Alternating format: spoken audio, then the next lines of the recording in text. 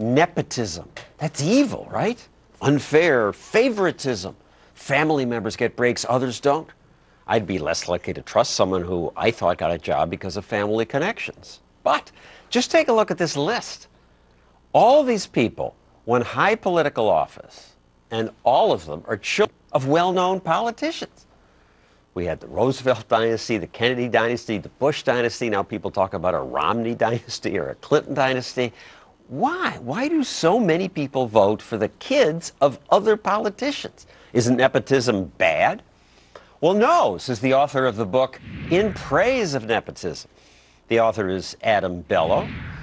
Why should we praise nepotism? Well, first of all, we understand what we mean when we talk about nepotism. I mean, we as Americans define nepotism in a very narrow way.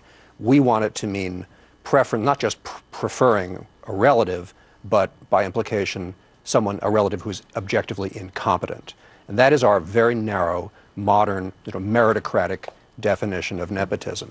Or no better, but they get the job because they're related. Seems unfair. Well, it can be unfair, but when I started to look into it, I found that nepotism is actually a beneficial practice. How?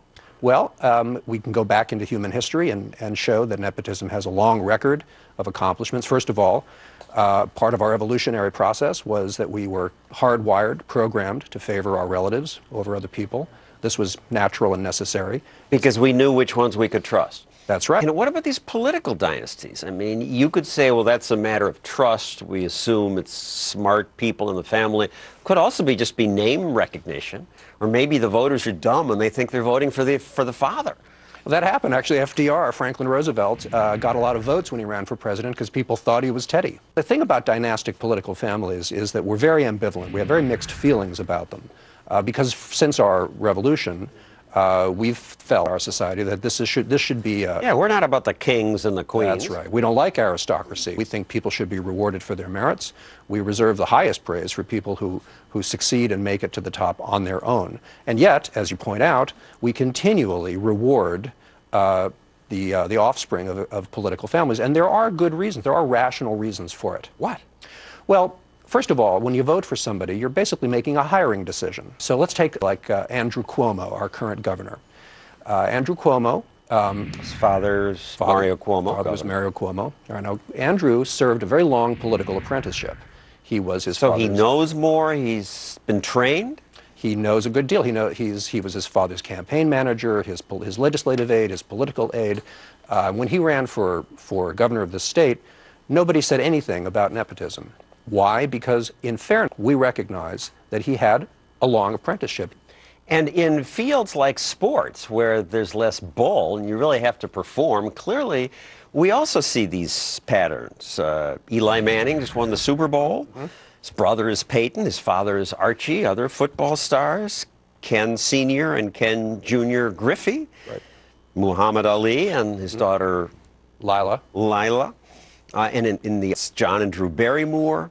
Martin Sheen, Charlie Sheen, Emilio Estevez, Right. All related. Jerry and Ben Stiller. Angelina Jolie is John Voight's daughter. So this supports your argument. So, I mean, I would say you got your job because of nepotism. Your father was Saul Bellow, who won a Nobel Prize. As far as my own history is concerned, I describe myself as a product of what I call nepotism. My father didn't do anything to help me get a job in publishing.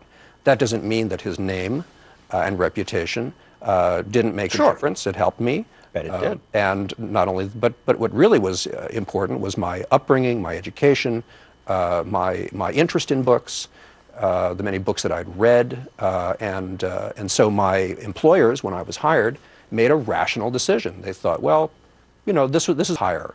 And what is the harm? If he doesn't work out, if he's a washout, we'll fire him. And that's the way it works. Thank you, Adam Bello. Coming up, global warming. Whom can you trust about that? And are we all going to roast or drown? When we return, we'll hear from someone people hate because of what he says about global warming. People got incredibly upset, and they said, that can't be true. Needs to be taken down. Bjorn Romborg is a traitor.